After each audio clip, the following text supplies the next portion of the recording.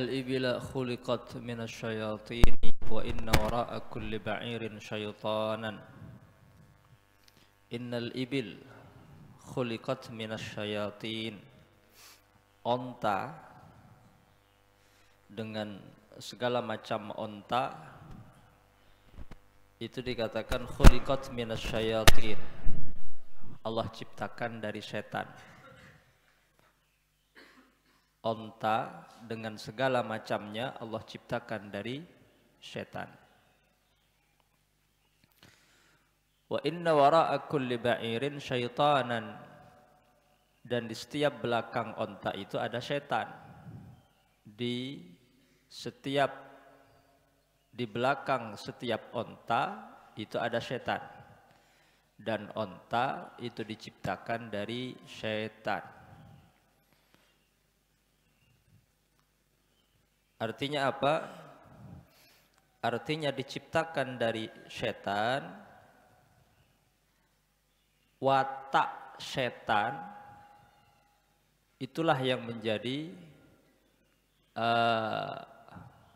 watak daripada onta. Artinya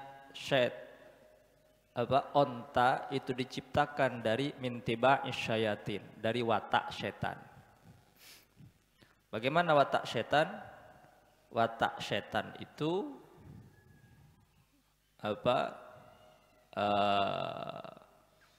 pemarah,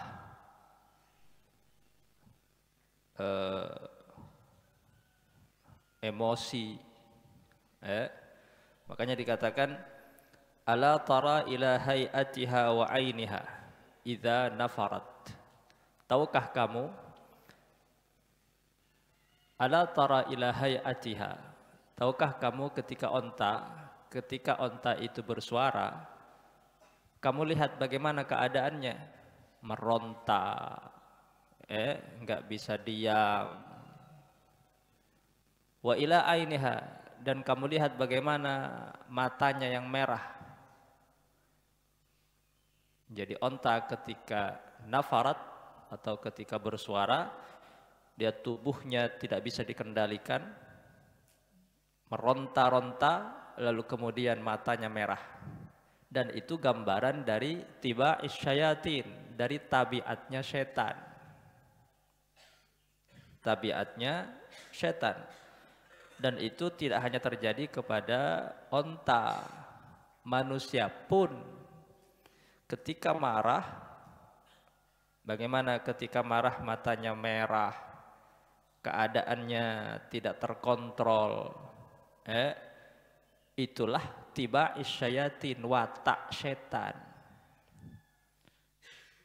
Makanya perlu adanya pengendalian diri dengan apa? Dengan sabar. Dengan sabar. Laisa syadid bisara'ah.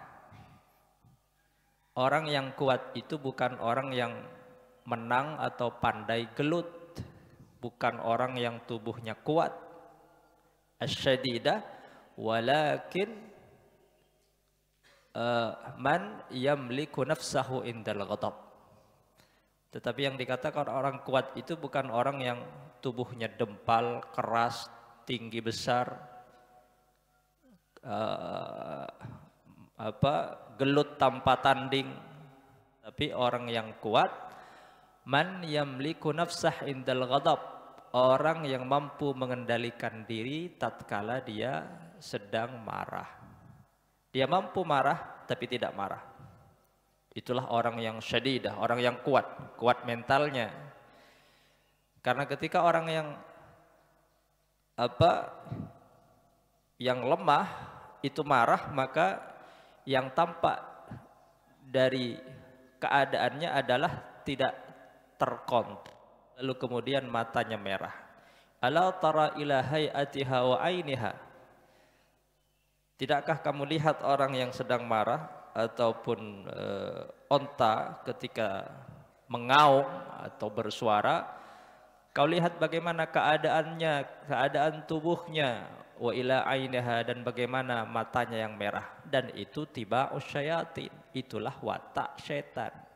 bukan mata manusia, bukan watak manusia. Orang ketika emosi, ketika marah, maka bicaranya tidak terkontrol, keadaannya tidak terkontrol. Karena apa? Karena sudah dikuasai dengan syaitan atau oleh syaitan. Maka khuliqat minasyayatin artinya apa? Ai min tiba'is syayatin, dari watak syaitan. Wa inna wara'a kulli ba'irin syaitanan. Dan setan itu berada di belakang setiap onta. Maka banyak onta sekirus, onta kirus, ya termasuk sapik ya sapik kirus. Aju aslina mon beda onta kirus, sapik kirus aju tabiat setan. Pada manusia ya, manusia angkoan, angko aja tak keren. Karena jutiba syayatin itu watak syaitan. Nah sekarang apa lebih-lebih orang Madura itu yang dibanggakan apa? Angkuhnya. Lamun angko jadi keren kojang. Padahal aju tiba syayatin. Jeling mon reng angko. Ala tara ila hayatiha wa ainiha, ya kan? Reng angko lo tak bisa belain mata no merah. Aju tiba syayatin. Keren dari dimah. Yang keren itu apa? Orang yang tawadu, yang sabar, yang mampu mengendalikan abang. Orang yang disetir oleh akhlak dan ilmu. Ada kecek kewangko tak lebur yang kewangko, yang ku lebur tak lebur. Aju tiba syayatin, watak syaitan. Nare celing rengangko juga kan tak ning beda bareng sekoni langsung yonta laki langsung aju tabiat setan dan setan itu berada di belakang setiap orang yang wataknya watak setan, bukan hanya manusia tapi juga binatang, diantaranya adalah onta. Innal ibil khuliqat minasyayatin wa inna wara'a kulli ba'irin syaitanan.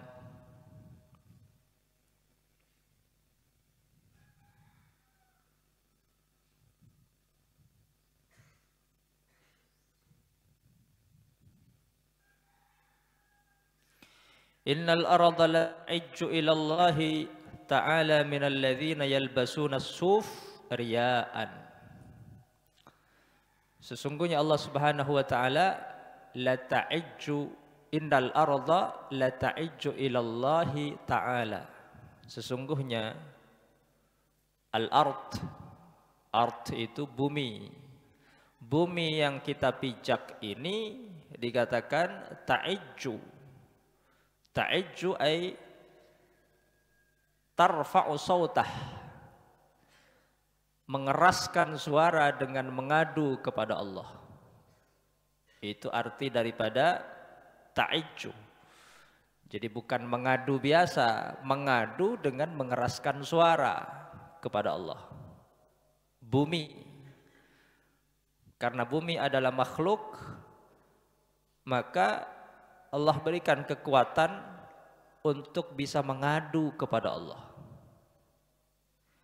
Bagaimana bumi itu mampu mengadu kepada Allah? Dikatakan mengadunya bumi kepada Allah itu bilisanil hal, dengan lisan keadaan. Bukan berarti bumi ta'ijju, mengadu dengan mengeraskan suara, ada suaranya, punya mulut layaknya manusia. Nah, dikatakan itu bilisanil hal, dengan lisan halnya, dengan lisan keadaannya. Artinya apa? Body language atau bahasa tubuhnya, bukan lisan, ya. Atau awil qal ay aw lisanil qal, ucapan, wal qudrah salihah, dan Allah mampu menjadikan bumi itu mampu berbicara, bersuara, punya mulut. Sama halnya dengan dengan batu Hajar Aswad. Batu itu kelak bersaksi di hadapan Allah bahwa si fulan telah datang menciumnya, mencium Hajar Aswad. Allah katakan Hajar Aswad itu punya mulut dan dia bersaksi kepada Allah Subhanahu wa taala. Padahal batu wal qudrah salihah. Kekuasaan itu pantas bagi Allah untuk menjadikan bumi itu mampu untuk mengadu, bisa berbicara, bisa mengeluarkan suara layaknya manusia dan binatang. Itu kalau disebut dengan lisanil qal. Maka pengaduan bumi kepada Allah baik bilisanil hal atau dengan lisanil maqal, lisanil qal, ala kulli hal bumi itu mengadu kepada Allah. Apa yang diadukan kepada Allah, yang diadukan oleh Allah kepada, yang diadukan bumi kepada Allah, minalladzina yalbasuna suf riyaan, adalah orang-orang yang mengedepankan pakaian luar daripada memperbaiki batin dan akhlaknya. Alladzina yalbasuna suf, secara pakaian dia berpenampilan layaknya orang sufi, memakai pakaian suf. Suf itu adalah pakaian berbahan dari bulu atau wol, bahan wol. Wol itu apa? Bulu domba yang kasar. Bulu domba yang kasar. Jadi orang-orang sufi simbolnya adalah pakaiannya dari bahan wol atau bulu yang kasar, sebagai bentuk bahwa dia tidak cinta kepada dunia atau simbol dari kezuhutannya terhadap dunia. Tetapi itu hanya penampilan.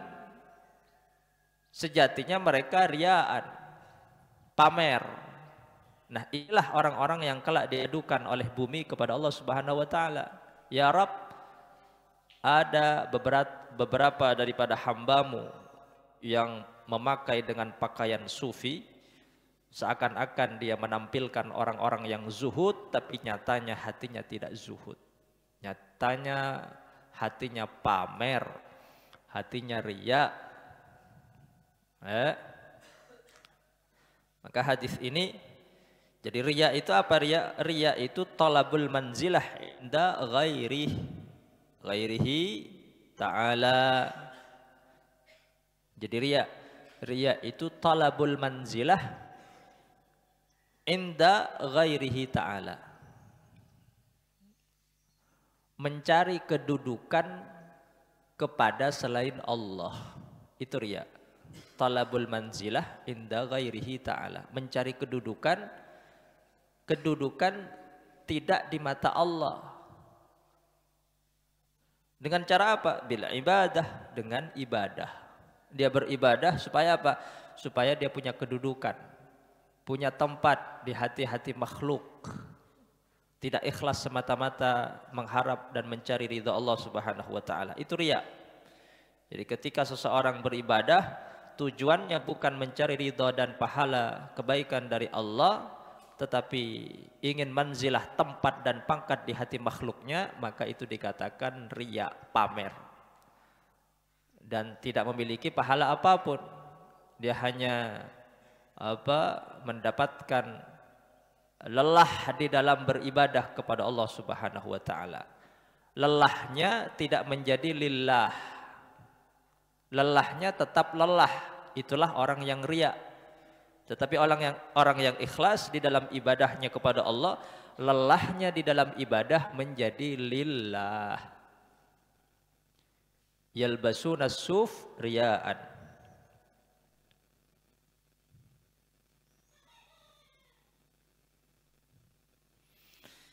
Dan riya itu tampak tidak hanya di hati. Berfi sudurihim, ya, letaknya sombong itu di hati. Man jarra thawbahu kibaran, orang yang mengulurkan bajunya di bawah kedua mata kaki itu dilarang ketika apa? Ketika di hatinya ada kiber, ada kesombongan. Makanya ketika pakaiannya Abu Bakar As-Siddiq radhiyallahu taalaan berada hingga di bawah kedua mata kaki, Nabi katakan lasta minhum. Kata Rasulullah, wahai Abu Bakar, kamu tidak termasuk daripada mereka orang-orang yang sombong, yang menjulurkan pakaiannya di bawah kedua mata kaki. Kenapa? Karena al-kibr fi sudurihim. Sombong itu letaknya bukan di pakaian. Letak sombong itu adalah di hati. Maka boleh seseorang punya kendaraan yang mewah, tapi hatinya tidak sombong.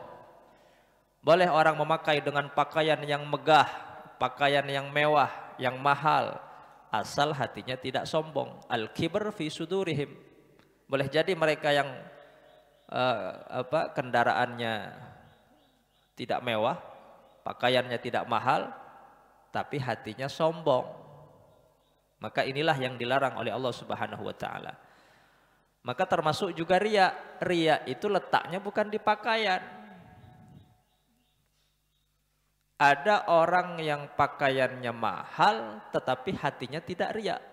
Sebaliknya ada orang yang yalbasuna suf, orang yang pakaiannya berlagak seperti orang yang zuhud tetapi hatinya tidak zuhud, riya. Ini yang kemudian kelak diadukan oleh bumi ini kepada Allah Subhanahu wa taala. Tapi walaupun dia pakaian ini penting. Memang letak zuhud bedenang ateh, orang takabur bedenang ateh. Tapi pakaian ini penting, beni tak penting. Deki pah asal, wah munda dia asal kui ngangkui si penting kan tak sombong. Makilah akatoan mun tak sombong tak pada. Inja. Karena pakaian ria, ketika orang tidak ikhlas, dia membentuk hatinya untuk ikhlas kepada Allah. Ketika hatinya belum menjadi hati yang santri, ketika dipakaikan dengan pakaian santri, maka lambat laun dia malu dengan pakaiannya, dengan simbol santri yang melekat di tubuhnya, lalu kemudian dia belajar untuk menjadi santri yang sejati. Jadi pakaian tak penting, tapi penting kia. Penampilan memang tak penting, sepenting ateh. Tapi angkuyan narek aba untuk misal mentoroti santri sebagus, ya ngangkui kocang, ngangkui kodung, ngangkui sarong. Aba kita teti santri ateh. Ya ngangkui kalau ngangkui pakaian santri, zayus santri. Zayus santri. Pakaian santri, tren santri, deki ateh teti santri kia. Todus da angkui nah. Albasuna as-suf riyaan minal ladzina yalbasun suf riyaan. Wallahu a'lam.